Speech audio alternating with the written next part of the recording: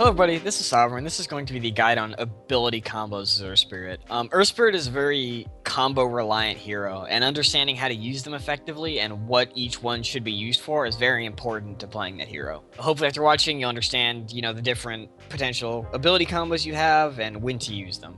To start off, for ability combos, your combos are typically going to be used to conserve your stones. That's pretty much what they're used for, because you only get 6 of them at one time. And especially in a team fight, you can go through your stones very, very quickly if you're not careful. So you want to have as many as you can, and you want to try to get the most out of each one. If that means like reusing them after you've already used them, or just using multiple spells off the same one, you pretty much want to just maximize it. The most basic combo that you're going to be doing is kicking a stone and then pulling it back to you as it's traveling away from you. Because the kick goes, I believe it's 1800 distance. It's very long range. And oftentimes, once you kick a stone through and you stun someone, it's just going to be so far away from you that you can't use it again. So this is bad, because you want to ideally get multiple uses out of each one of your stones in a team fight, because this lets you get more rounds of your spells off. This lets you save your stones for the next fight as well. So the most basic combo is kicking a stone and then pulling it back to you. What this lets you do is it lets you get both the damage of your stun and your silence from one stone, and it puts your stone back in front of you again, so you can potentially reuse it later in the fight.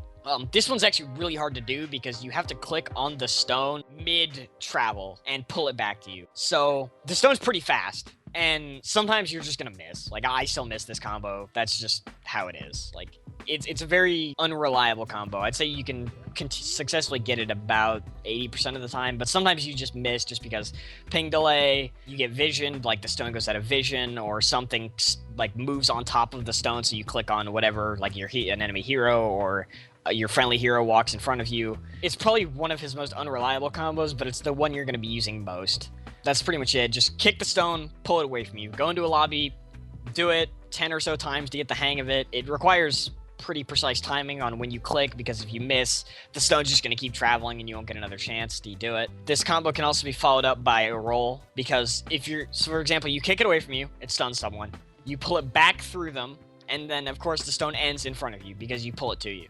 What then you can also do is immediately roll into it, which will both give you the roll speed, the slow, and because the person you kicked it into is probably going to be stunned when you pull it back, you'll pretty much automatically just hit them with the roll just because they'll be stunned. So you can get all 3 of your spells out of one stone, and you can put yourself on top of someone who's already stunned to be in position to magnetize.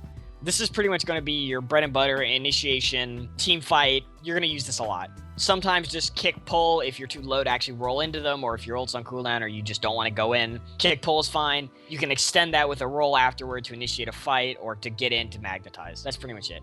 Other combos you can do is, if you start a roll, there's a charge up time where you just kind of roll in place for a little bit before you actually go forward. What you can do is you start your roll and you put a stone down in front of whoever you're going to roll onto and pull it to you, because you can cast spells mid-roll. You start rolling, put a stone down as it's charging up, and you pull it to you. So what this will do is it'll pull the stone through whoever you're trying to roll at. It'll land in front of you as you're rolling. It will like travel toward you, and you'll travel toward the stone and whoever is silenced. And then it will give you the speed up of the roll and the slow. So you'll get both the silence and the slow and the speed of the rolling boulder, and you'll end up on top of whoever you silence. That's ideal. This is kind of your second most used initiation combo. If either you don't need to use your stun, for example, if they're already stunned, this is a good combo to get yourself in, or if you need to save the stun for them TPing away from you, and you can reliably hit this combo. It's a little bit less reliable. It doesn't have as much human error as the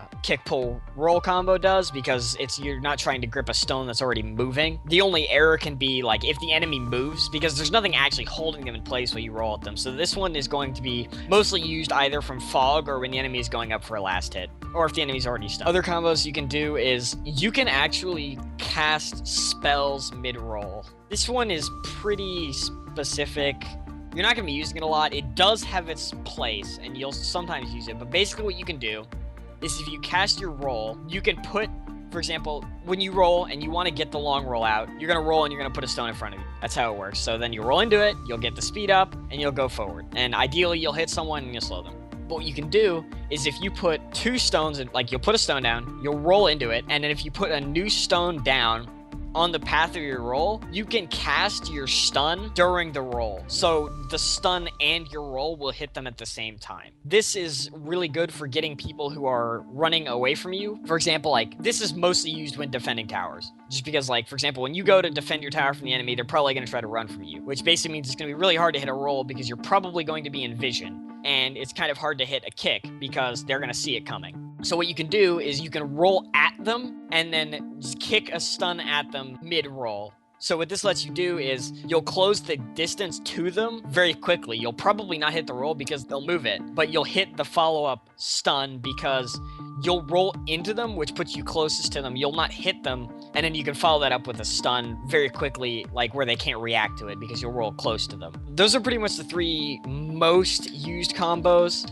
Other stuff with stone combos isn't really like conserving your stones and combos. It might just be like, keep track of where your remnants are. They're like a third resource to you. Most heroes have health and mana. Earth Spirit has health, mana, and stone remnants. So it's just another resource to keep track of. And especially, always in a team fight especially, remember where your stones are. And just subconsciously be thinking about where the stone will be. Because sometimes, a lot of times, like if you kick a stone past someone, and it stuns them, and then it just kind of goes off into some other random place on the map. Oftentimes, what I'll be thinking is like, where is the stone? Because if the enemy tries to retreat along that path, I can then use that stone again to potentially stun them again or roll over it. And those are pretty important because oftentimes, like, I still have situations where it's like, oh man, if I had one more stone, I could have killed that guy. Or, oh man, if I had one more stone, I could have canceled that guy's TP. Or, like, those happen a lot. So every stone that you can save can change a game. So not only is it important to memorize your combos, but memorize conserving stones. Remember where your stones are and just try to reuse them as much as you can.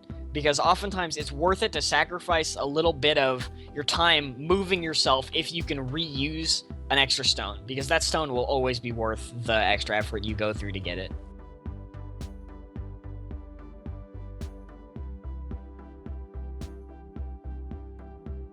So that's all for the video about combos. Hopefully after watching this, you'll understand the different combos, when to use them, how to appropriately use them, and what the combos hope to accomplish. If you have any questions, comments, criticisms, feel free to leave in the comment section below. Thank you all for watching. Goodbye.